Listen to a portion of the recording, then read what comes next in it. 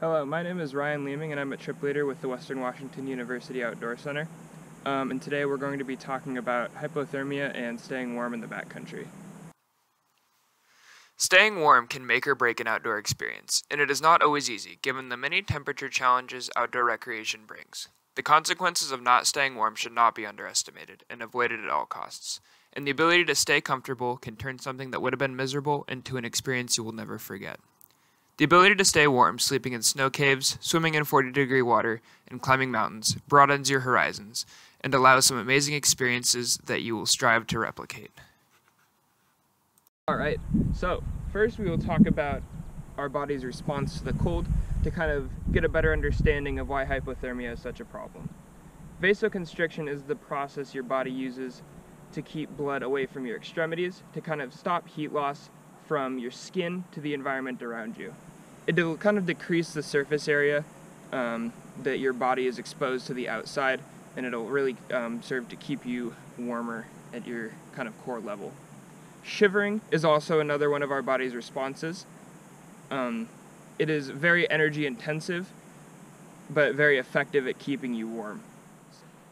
Alright, so first we're going to talk about mild hypothermia and just a normal cold response. These can be treated with really anything your mother would tell you to do when you get cold. That can mean standing next to a fire to warm up, putting on more clothes, getting into a sleeping bag, drinking a hot drink, or eating some warm food. Really any of these things can kind of be used to treat very mild hypothermia or a normal cold response. It is very important to take mild hypothermia and cold response very seriously because it can very quickly develop into moderate and severe hypothermia. Those are kind of characterized by a core temperature below 90 degrees Fahrenheit, and patients will often appear unresponsive or unconscious. When cases get a little bit more extreme, it's important to ask ourselves a couple questions. First, whether we should be resting or exercising. If somebody's been cold for a very extended period of time and has been shivering, they've used up most of their energy reserves. At that point, exercising to warm up is really not the best idea to try to conserve as much energy as possible. For moderate and severe cases, it's important to recognize what you can do in the field is severely limited, and that patients need to be evacuated. At this point, it is important to take your time collecting vitals. Recording heart rate and how often your patient is breathing is very useful information.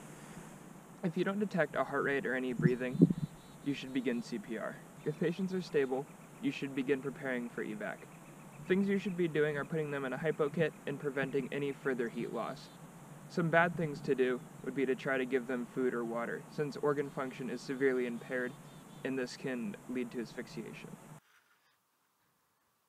Alright, so now we will talk about building a hypo kit.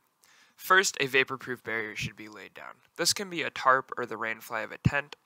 In this case, I'm using a bivy sack. This will keep moisture outside of the system.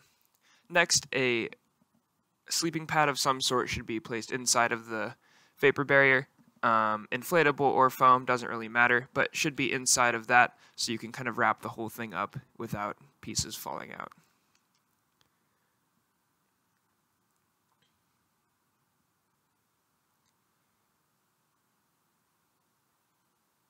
A minimum of 2 sleeping bags should be used. In this instance, I have my synthetic sleeping bag on the outside since it is more likely to retain heat even if it gets wet, so that it can stay as warm as possible. Next, I have a warmer down sleeping bag to put on the inside.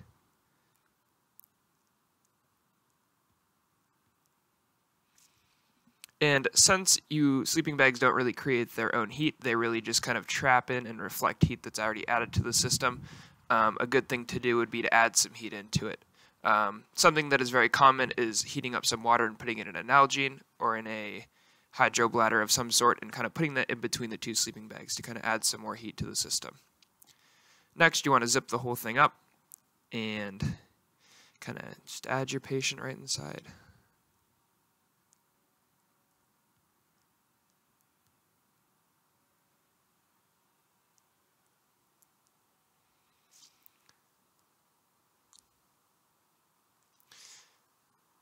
This system can be transported very easily since it's all kind of tied together into one whole thing. No pieces are going to fall out, and it is nice and warm. Definitely the best way to kind of avoid losing any more heat in a hypothermic patient. Adding some friends, furry or otherwise, is also not a bad way to add some more heat to your system. Next, we're going to talk about how to not get cold so that hypothermia doesn't ruin any of your trips into the backcountry. Number 1. The best way to stay warm is to not get cold. This may sound obvious, but your body has a much easier time keeping you warm than warming you up. A little bit of vigilance and forethought can go a long way in doing this.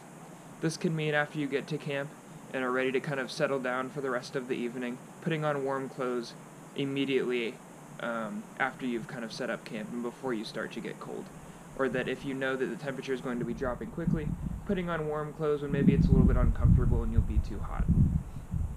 Rule number 2 is staying dry. Moisture can come from all over the place and can make you very cold very quickly. Water has an extremely high specific heat, which means it takes a lot of energy to warm it up or to cool it down, which is why it's commonly used in like nuclear reactors, computers, and all sorts of things as a sort of coolant. Staying dry is very important. Not only can this mean putting on a rain jacket as soon as it starts raining, but it can also mean delayering a little bit to stop yourself from sweating and overheating. Not only can water make you cold really quickly, but it can also keep you cold. So as soon as you can, make sure and get out of wet clothes if you have any on you. So we're going to talk about some materials that you may come in contact with, so that you know the best things to wear in the backcountry. First is cotton. Cotton does a very poor job retaining any of its thermal properties when it gets wet, making it a really poor choice. If you wear it next to your skin, your sweat will get it wet and it will just kind of hold on to that water and cool you down. Polyester is a much better choice for things that will be against your skin. Polyester does a much better job retaining its thermal properties once it gets wet, and will be commonly found in a lot of activewear clothing.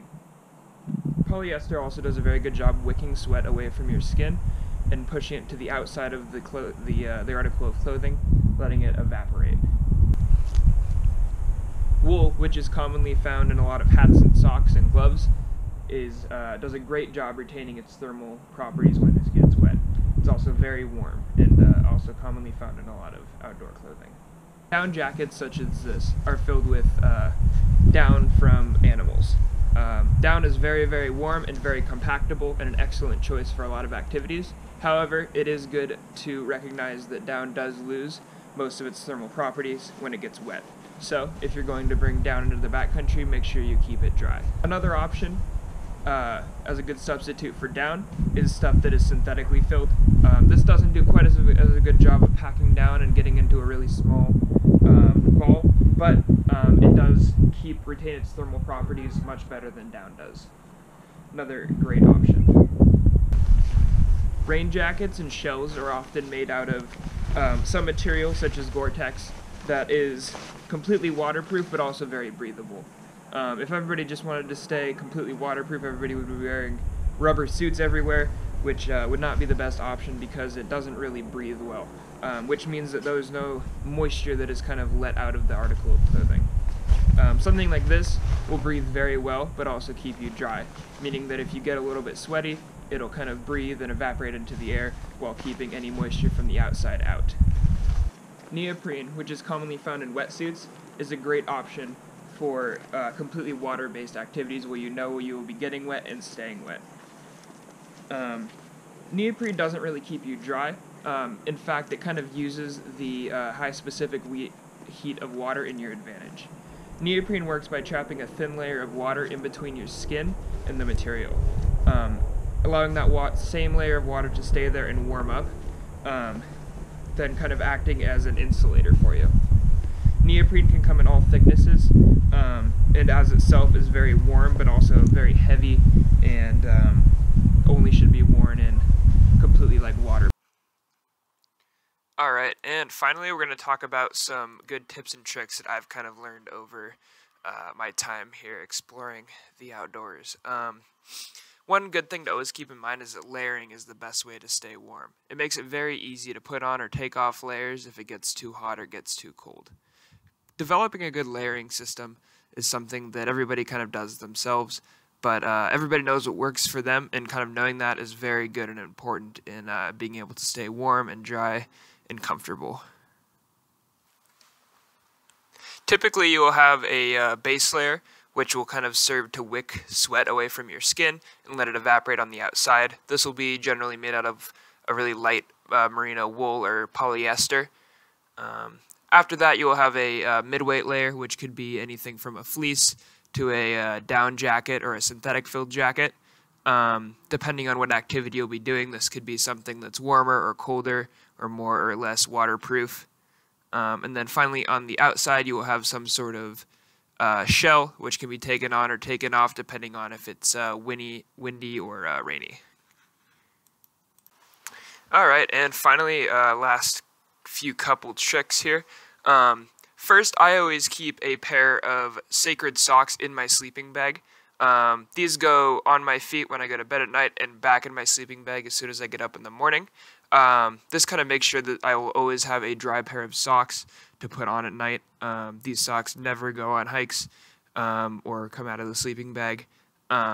Having dry socks to look forward to every night is definitely a good way to stay warm and also very comfortable.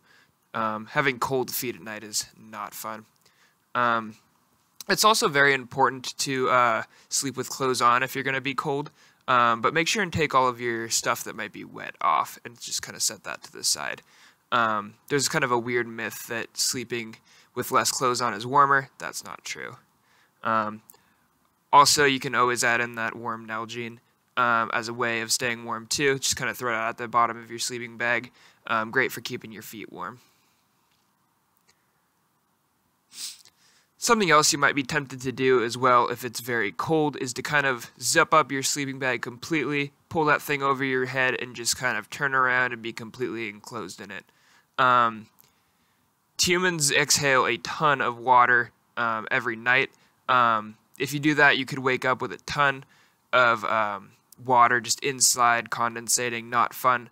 So make sure you kind of leave some space for your face to be exposed to the outside, just to kind of let you exhale.